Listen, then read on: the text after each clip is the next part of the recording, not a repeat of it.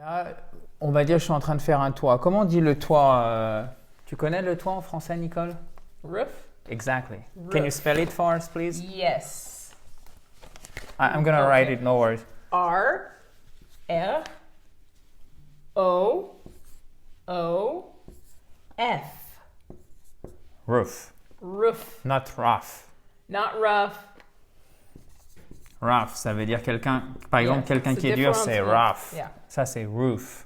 Roof or roof? Roof. Roof, yeah. Yeah. So it's either. We talk about the phonetics in another Yes, video. yes. Okay, guys. It's very different. Roof. Donc c'est le toit et tout ça pour vous dire qu'on va faire une dictée sur describing your home. So basically, Nicole is gonna describe her own house. Ok. Donc, elle va vous lire chaque phrase à vitesse normale, puis après à vitesse un peu plus réduite pour que vous ayez le temps de noter tout ça dans votre fabuleux cahier d'apprentissage. Comme d'habitude, demain, on corrige dans la joie et la bonne humeur. Et avant de démarrer, si vous ne l'avez pas fait, abonnez-vous à cette fabuleuse chaîne YouTube en cliquant sur le bouton rouge juste en bas à droite. Et vous pouvez aussi récupérer votre kit complet pour vous mettre ou pour vous remettre à l'anglais en cliquant sur le i qui est juste là ou sur le lien si vous ne voyez pas le i qui est sous la vidéo. Il arrive directement dans votre boîte email et il est gratuit, bien évidemment. 37 pages illustrées et concrètes. Alors, describing your home. Yes. Let's start. My home is not too small, but not too big. My home is not too small, but not too big. I live in an apartment in Albuquerque, New Mexico, in the United States, not in Mexico. I live in an apartment in Albuquerque, New Mexico, in the US, not in Mexico.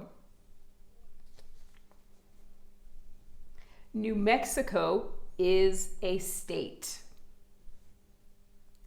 New Mexico is a state.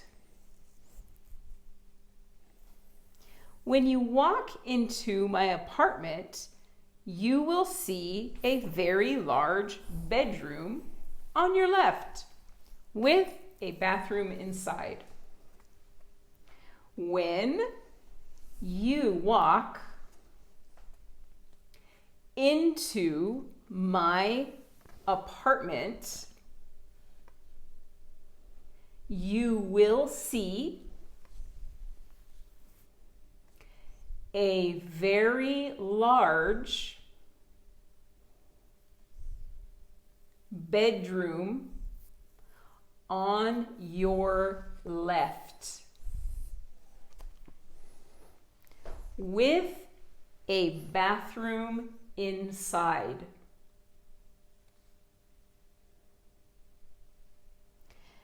Then there is a living room with an outside patio. Then there is a living room with an outside patio. And opposite the living room is the kitchen. And opposite the living room is the kitchen. It is not too big. It is not too big. Voilà. Voilà. Even in American English, we can say voilà. Voilà, exactement. En anglais, de manière générale, vous pouvez dire voilà pour dire Voilà. c'est fini. Ça fait un petit côté français. Il paraît que c'est très bien. Vous le gardez pour vous. Est-ce que tu peux nous relire le texte? Could you please Bien read sûr. the whole text once again?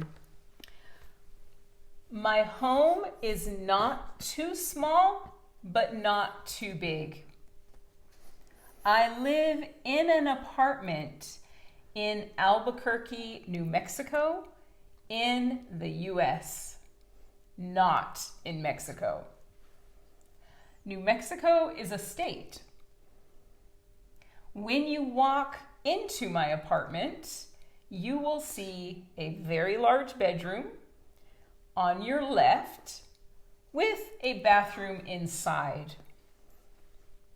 Then there is a living room with an outside patio.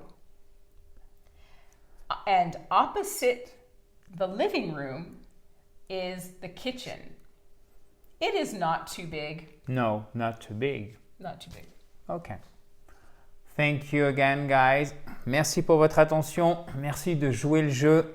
Si vous faites ça, si vous jouez bien le jeu avec toutes les vidéos, votre cours quotidien, votre anglais, qu'est-ce qui va se passer? Il ne va pas faire ça. Il ne va pas faire comme ça. Il va décoller.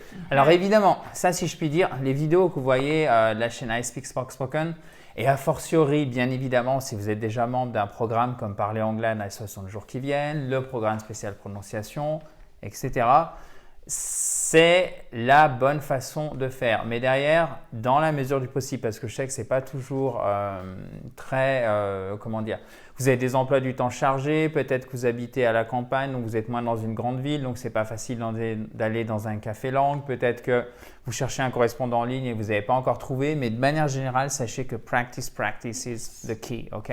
La pratique, c'est vraiment la clé pour progresser. Vous avez besoin de deux choses. OK, practice. See, right? Yes. My bad. Sinon, c'est le verbe. Ça, c'est la pratique, le nom. Une chose qui est super importante, c'est évidemment, vous avez votre formation, vous suivez la chaîne YouTube, mais si vous n'avez pas ce deuxième étage, eh ben, vous avez tendance à un peu stagner. Donc, vraiment essayer de trouver une possibilité pour pratiquer. Il y a plein de choses à faire. On va en reparler dans de prochaines vidéos, bien évidemment. Mais je voulais aussi faire cet aparté. Donc, on se retrouve demain pour la correction. Si vous avez apprécié cette vidéo, n'hésitez pas à mettre un gros pouce bleu, comme ceci, en bas à droite. Et même chose, hein, si vous avez un commentaire, ben, vous savez où le mettre, c'est sous la vidéo. Vous avez le lien aussi pour récupérer votre kit complet pour vous mettre ou pour vous remettre à l'anglais. Même chose, ce kit, vous pouvez le récupérer en cliquant sur le i en haut à droite. Et bien évidemment aussi vous abonner à cette fabuleuse chaîne YouTube. C'est juste ici, you can click on the red button, which is down there. On se voit demain, Nicole, pour la correction. OK. Yeah. Talk to you tomorrow, guys. Then, bye-bye. Bye.